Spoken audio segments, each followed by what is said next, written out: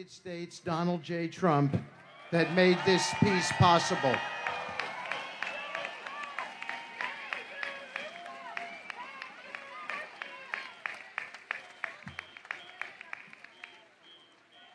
This moment was made through the tireless dedication of leaders who would not rest until the world saw what could be achieved. One of them standing right here with me, Jared Kushner.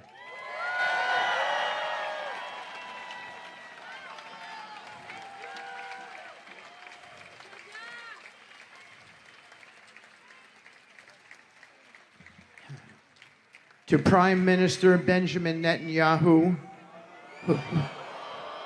Oh.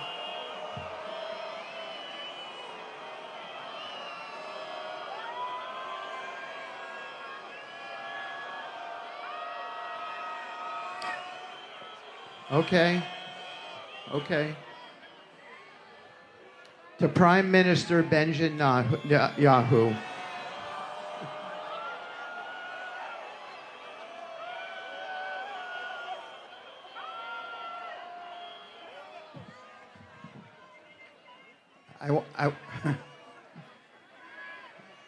Okay, let me just finish my thought. I was in the trenches, guys. Let me just finish my thought. I was in the trenches with the Prime Minister. Believe me, he was a very important part here.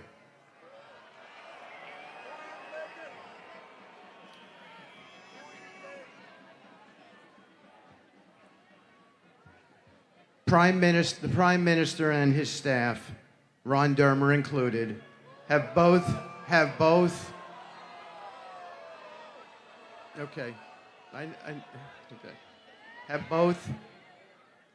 sacrificed so much for this country and devoted their lives to the service of Israel. Their dedication to the history and destiny of this nation stands out tonight. They've given everything, their time, their energy, and their hearts, to building a safer, stronger future for the Jewish people. Their commitment to this country has never wavered, and it never will. We thank you. The President thanks you. Thank you.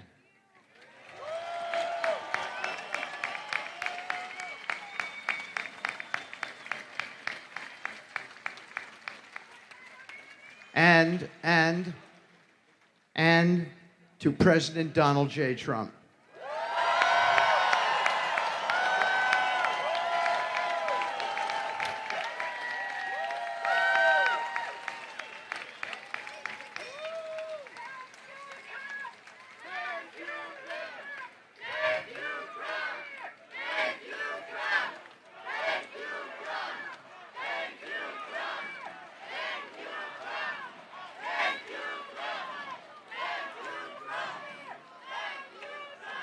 Thank you. Thank you. To President Donald J. Trump, a man who is a humanitarian through and through, with the indomitable spirit, who once again proved that bold leadership and moral clarity can reshape history and change the world.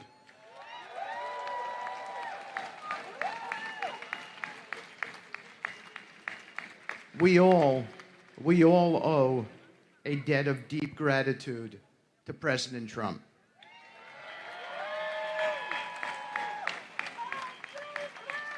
In the worst of times, he refused to accept the idea that peace in the Middle East was out of reach. He brought together nations once divided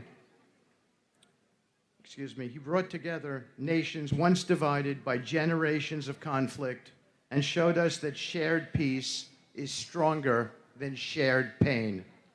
History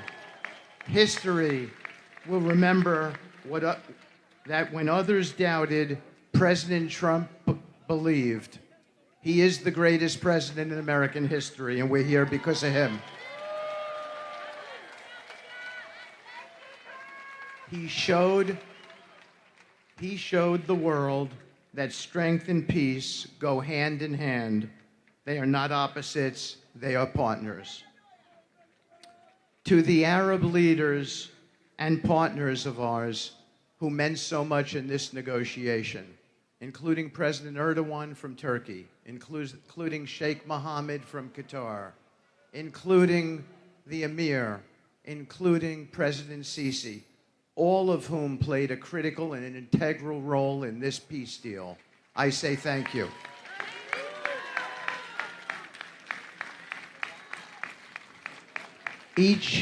Each of those Arab friends and partners of ours, each of them come from nations that chose reconciliation over resentment.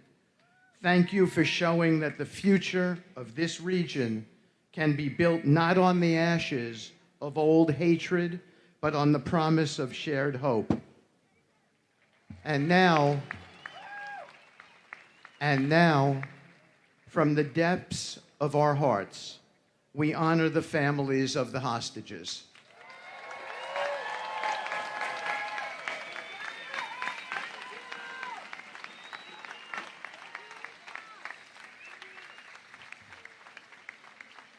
Each and every one of you have carried the moral weight of this nation.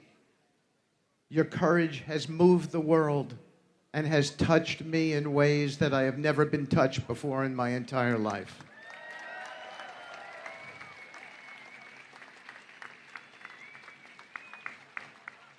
You have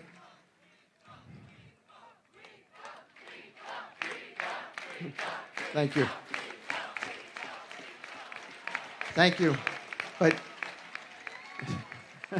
if you keep me here all night, then Jared and Ivanka won't get to talk to you.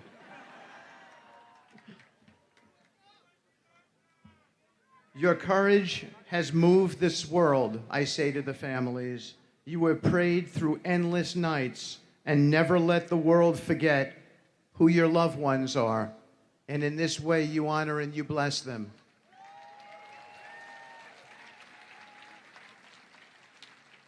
To the hostages themselves, our brothers and sisters, you are coming home.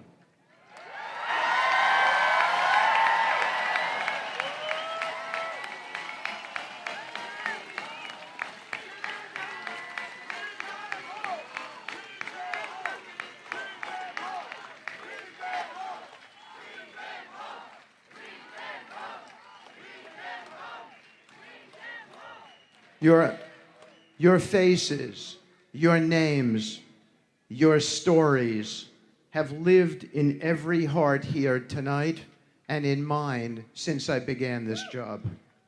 Your endurance, your faith, your will to live have been symbols of the human spirit that cannot ever be broken. And now, as you return to the embrace of your families and your nation, know that all of Israel and the entire world stands ready to welcome you home with open arms and endless love.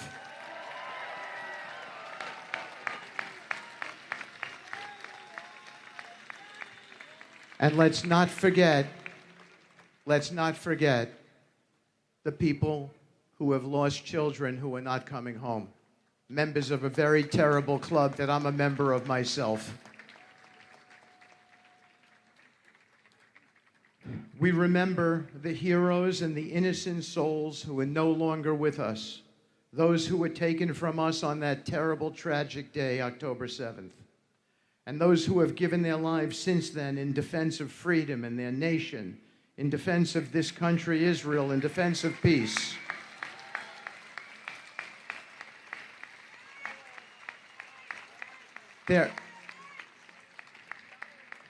Their memory is a blessing. Their sacrifice will never be forgotten. From their courage, we draw our strength, and from their love, we find our purpose. This peace is their legacy. It is a promise that their lives will not be remembered only in sorrow, but in the hope of a future without fear. So in closing, I say, may God bless the souls of the fallen. May God bless the hostages and their families as they return home. May God bless the state of Israel. May God bless the United States of America. And may God bless Donald J. Trump, the greatest president the world has ever seen. Thank you.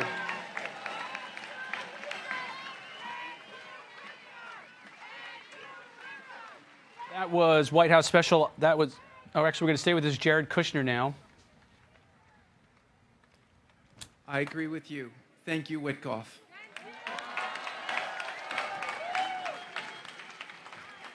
I've had the great honor for the last 10 months of working with Steve very closely, even more so in the last month.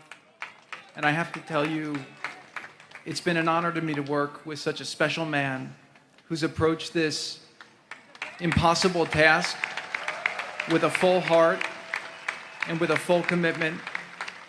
And when things got tough and we ran into brick walls, every time that happened, we just said, let's make a new plan, let's try again.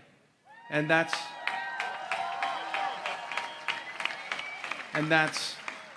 what being partners with Steve was like.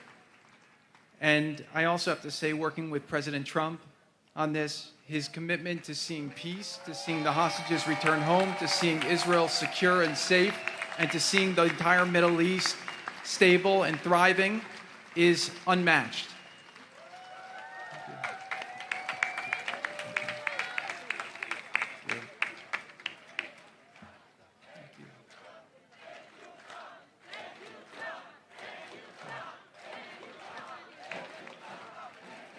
That's right.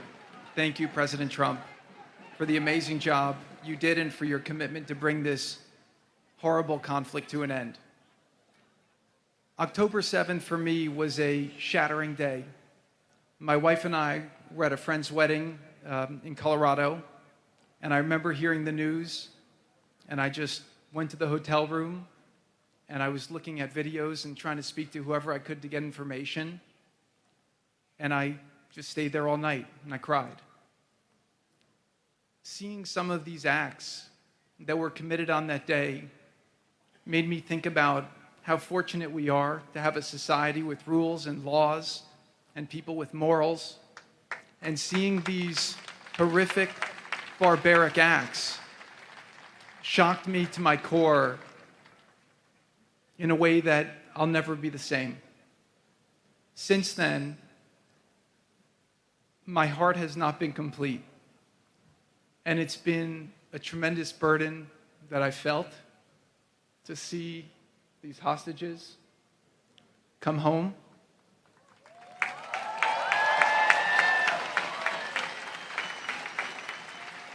To see their families get the closure they deserve and to end this nightmare. And also to see the suffering end for the people in Gaza who, for most of them, were experiencing this through no fault of their own other than being born into a situation that was horrific.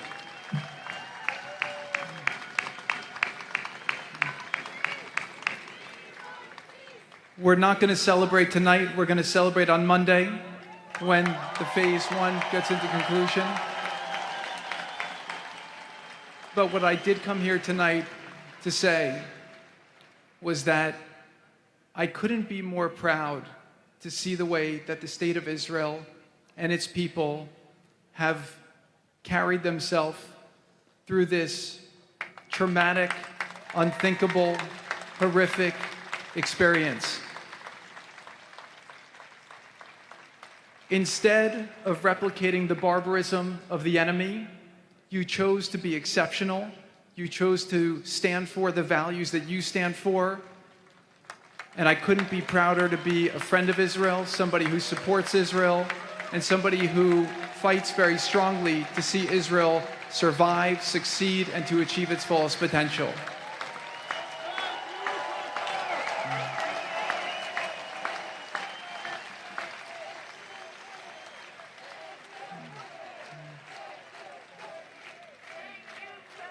Thank you.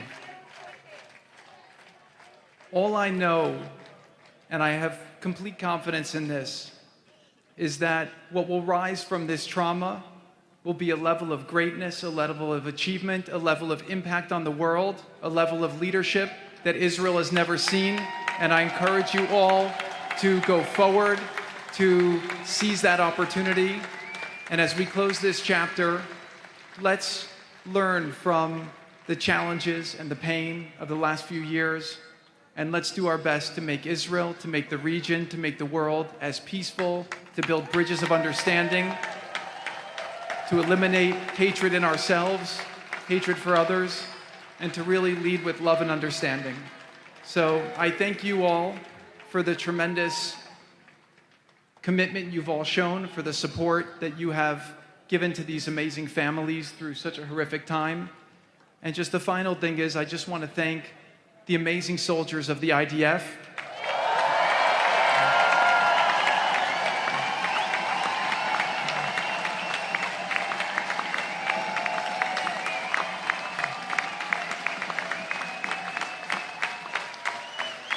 Without their heroism and brilliance and bravery, this deal would not have been possible. So really want to give a big tribute to them. So God willing, we've accomplished the first phase. It's been very, very rocky. Steve and I will one day tell the stories. They'll make you laugh. They'll make you cry. It was crazy. I noticed he had no four-letter words in his speech because I think he used them all up in the negotiation. But I think that it's a really great thing, hopefully, to celebrate Monday. So really an honor to be with all of you tonight, and I'll introduce my wife, who wants to say a couple words.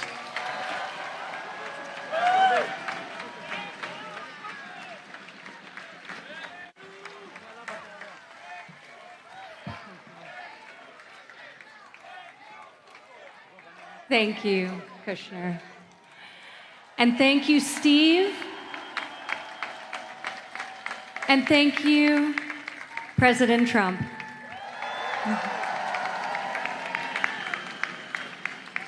Tonight, as we stand here together in Tel Aviv, we honor the strength of every family waiting, praying, and believing.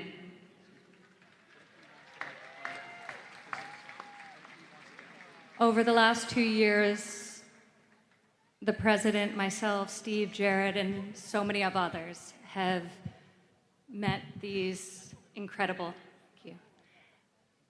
people, and I am in awe by their strength and conviction in spite of such suffering.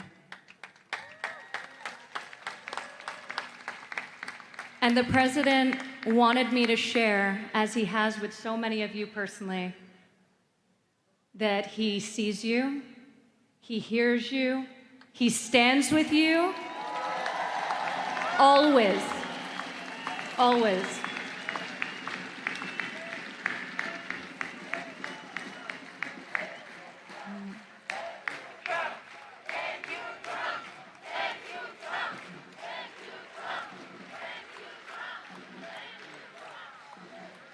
The return of each hostage is not only a moment of homecoming and relief, it's a triumph of faith, of courage, and of our shared humanity.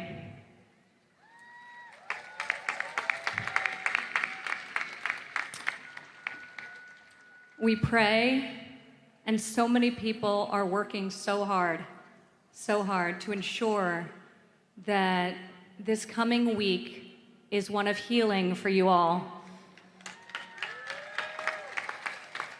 One of healing as we begin and embark on the next chapter, which, God willing, after far too long, will be a lasting and enduring peace. God bless you all for standing in solidarity together through this dark chapter. And we're all praying for Monday and beyond. So thank you.